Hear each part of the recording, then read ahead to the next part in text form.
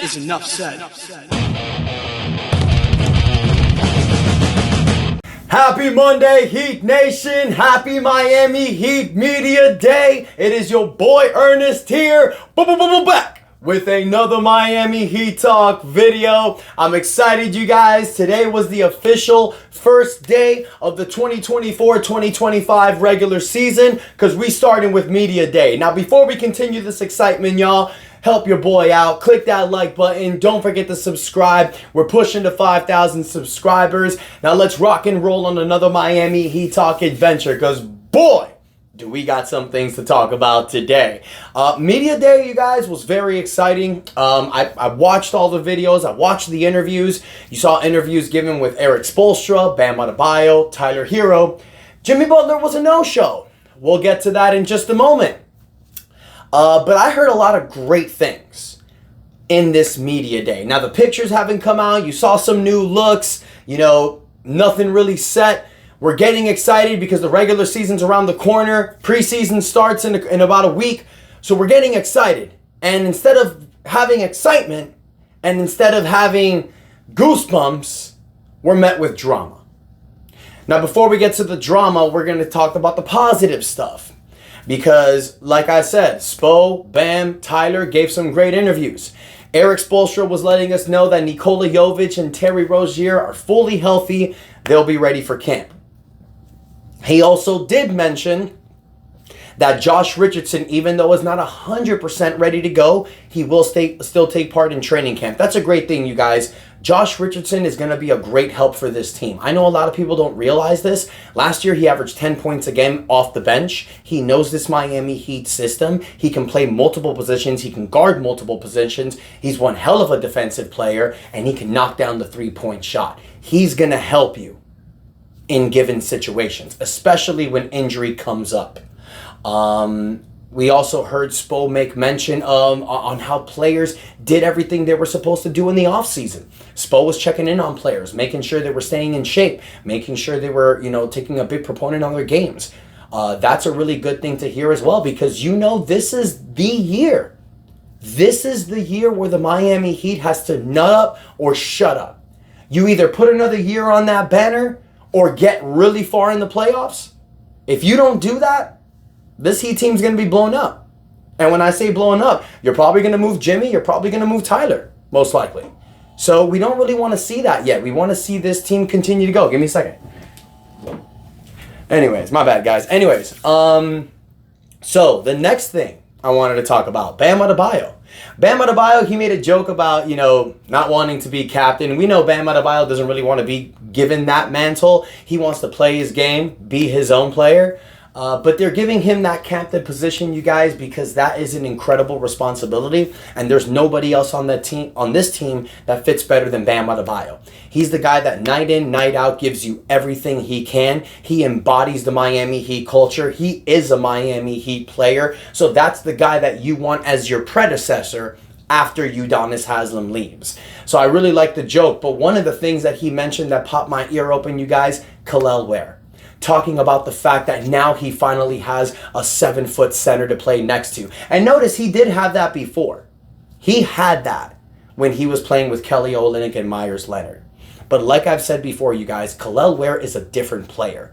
He's a different beast. He's a different animal. Defensively, he's way better than those guys. Bam's never played with a defensive-minded big like Kel'el Ware. And we've heard this before from Adam Simon. He called Kel'el Ware a 3-and-D center. I can't wait to see Kel'el Ware out there with Bam. But it may take some time. Because I've said this before. The Heat wouldn't have drafted Kel'el Ware if they weren't planning on playing him.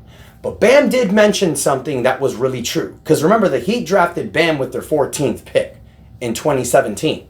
Bam didn't really play a lot his first year. And Bam did mention that in the interview. He said that Spo didn't really play him his rookie season, so he doesn't think Kel'el Ware is going to get that much time. And you know what? That's kind of true. Kel'el Ware is going to have to earn his time. Even though the Heat drafted him with the first pick, he's still 20 years old. That's still room for growth, room for development. And you have a lot of players on this roster that can plug and play that power forward position. Guys like Nikola Jovic, guys like Jaime Jaquez, guys like Haywood Highsmith, even Kevin Love. There's a lot of people that you can put in that position in front of Kel'el. So if Kel'el wants it, he needs to earn it in training camp. And then the next person that came up, you guys, was Tyler Hero. Tyler Hero debuting a new look, the buzz cut, just like your boy. I mean, I guess he got the memo. I don't know. But, you know, cool look. I will say Tyler Hero's looking a lot different, man. He's looking a lot bulkier. And this is something that I challenged Tyler Hero with last year. All of the injuries that he was suffering during the regular season was a big proponent of him not being more muscle defined. You know, it's not about looking the part.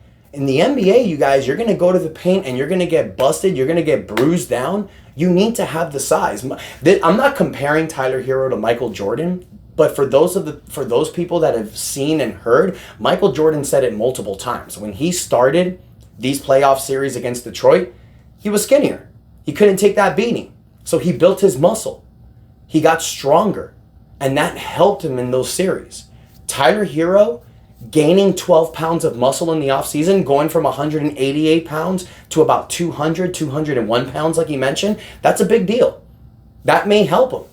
Let's see. Because at this point, you guys, that's all we can do is just wait and see and hope for the best and hope this dude don't get injured. But one thing I will say about Tyler Hero and what I'm liking, this may not be the reality, but at least he's saying this. At least the exterior is showing this. They asked Tyler Hero about starting versus being a six man. Tyler Hero gave a comment, and I loved what he said. And I'm going to read it. And I quote, "Whatever they say I am, I am. I'm going to let one of the best coaches in the NBA decide that." End quote. Bam! That's exactly what you have to say. Tyler Hero a few years ago going on the podium saying, "I am a starter. I want to be a starter." You're creating an issue for the team. Be the Manu Ginobili. Be the James Harden for the OKC Thunder. Be that guy. Win the six-man year award again. Get back high in NBA standards. Show them what you can do off the bench. Do whatever you need to be, whatever you are called upon to do. That's a great NBA player. That's a player who wants the team to win, who's not only thinking about individual accolades. And if you want to be honest, Tyler doesn't have a choice. That's how he has to be now. Because 2020 was his year. That bubble Tyler was a beast. But we've seen Tyler not improve the last few years. So in order to get yourself in a higher standing in the NBA, you need to show that you're humble and that you're a team player. So really appreciate what Tyler said here. Now the biggest thing, the biggest takeaway, all of us were ready to see in media day what the hell Jimmy Butler was going to wear. What was going to be the outfit this year? Well, how was he going to troll this time? Didn't happen. Why? Jimmy Butler no-showed.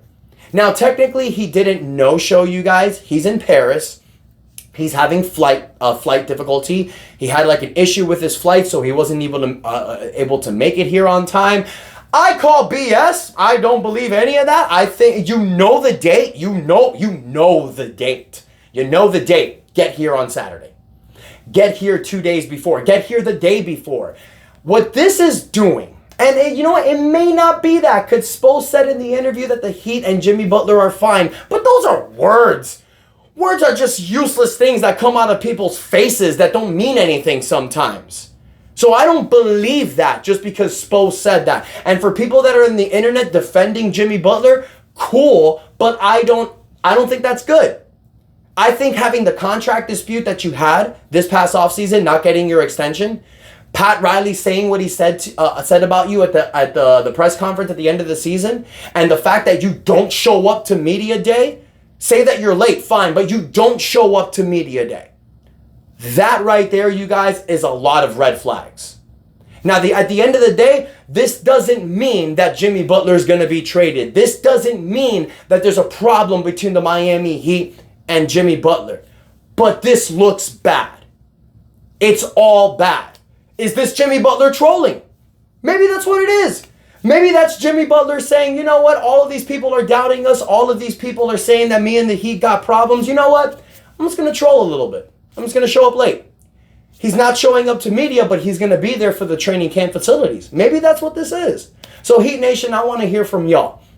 Do you think Jimmy Butler missing media day is a big deal? Or do you think this is Jimmy trolling? What do you think about the comments between Bam Adebayo, Tyler Hero, and Spo?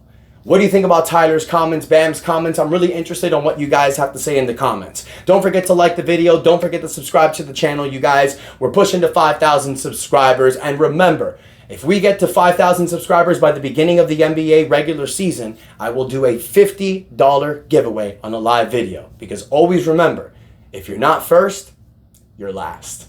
Let's go, Heat Nation. Let's go, guys. Don't forget to support the channel. I appreciate y'all. Love you guys. Until next time, your boy Ernest out. And that's enough said. Yeah, buddy. Let's go.